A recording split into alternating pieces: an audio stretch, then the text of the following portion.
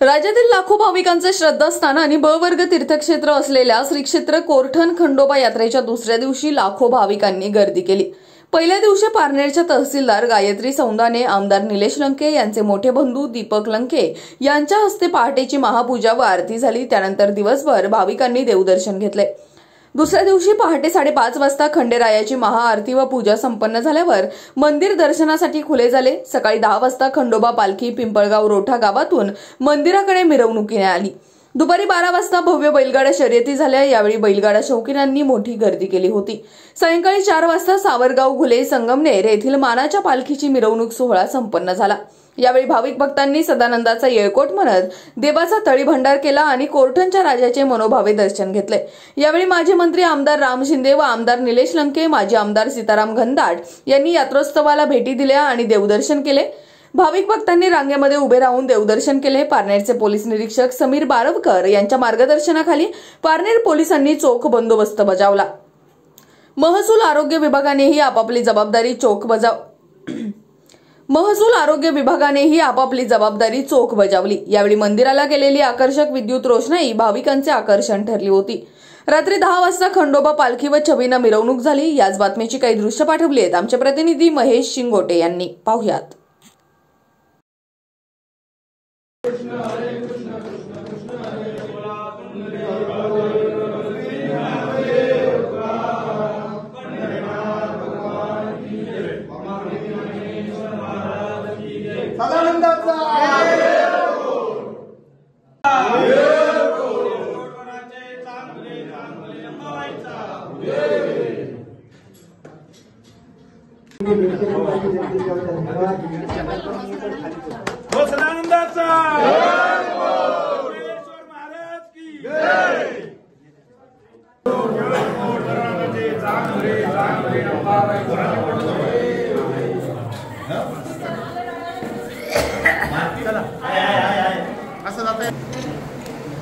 थांबा एक minute, photo काढू नका। फोटोले हळूहळू थांबून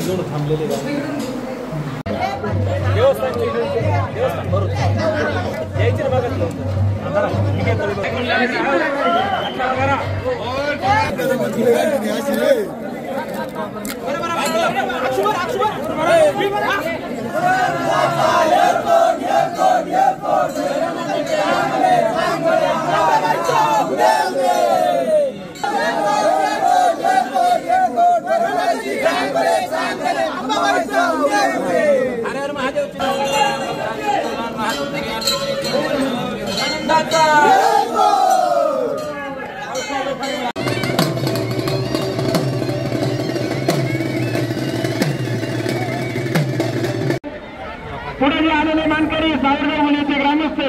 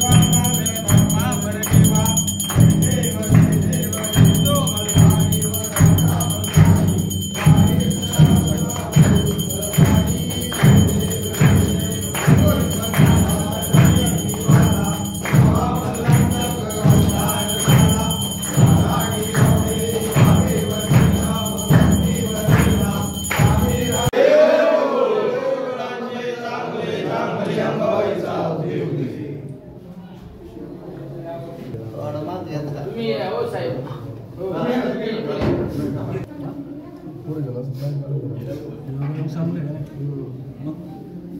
लागू हरे कृष्ण कृष्ण कृष्ण हरे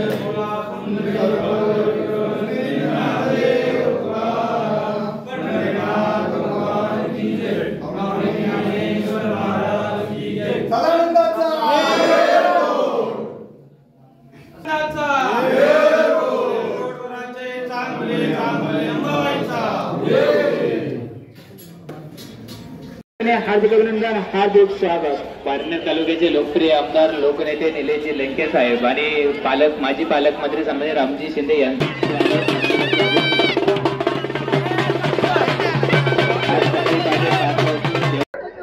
सर्व भावी भक्त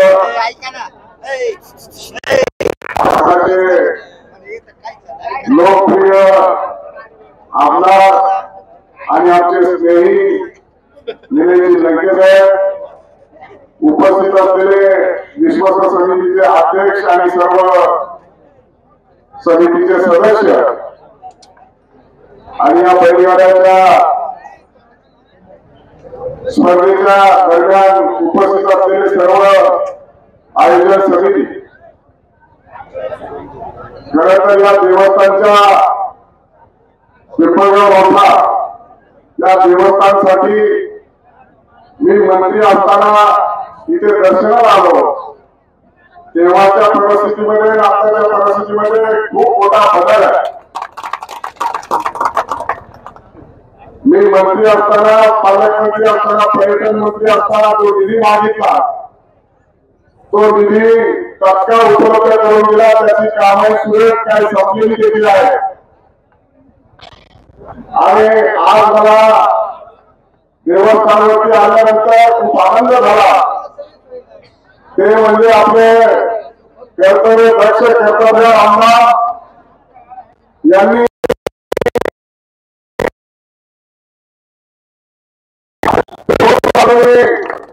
सर्व रस्ते हे पक्क्या रस्त्याने आहेत. आता परत 10 कोटी रुपयाचा निधी तात्काळ मंजूर केला आणि म्हणून या कोर्टाच्या खंडोबावरती अनेक भाई भक्तांची निष्ठा फक्त पारनेरच नव्हे, अहमदनगरच नव्हे तर संपूर्ण महाराष्ट्रामधून इथे भाविक भक्त येतात. आणि ही गोष्ट लक्षात घेऊन आमदार वडिलांनी, लंके साहेबांनी 52 कोटी रुपयाचा आराखडा देखील शासनाला सुपूर्द केलेला आहे. मला वाटतं ते केवळ हिंमतवान की याला ते मंजुरी आणल्याशिवाय राहणार नाही. आणि जर गरज वाटली, गरज तर वाटणार नाही, कारण ते तेवढे कर्तव्य आहेत. गरज वाटली तर मी त्यांच्या खानदारावर खंडोबाचा 152 कोटीचा विकास करायला मंजुरी शासनाच्या माध्यमातून आणण्याचा प्रयत्न करेल. म्हणजे सर्वसामान्य माणूस सगळ्यांच्या मनातला घरातला आणि पाहिजे तिथे उपलब्ध होणारा माणूस आपल्या घराचा लोकप्रतिनिधी झाल्याच्या नंतर अशा पद्धतीचा अंमलात घडतो हे तुमच्या आमच्या सर्वांच्या मनात आहे आणि प्रत्येकाच्या चेहऱ्यामध्ये बघितल्यानंतर जाणवतं. गाडी बसलो तर म्हणजे मला शेजारी गाडी बोलतो, मला वाटलं गाडीचा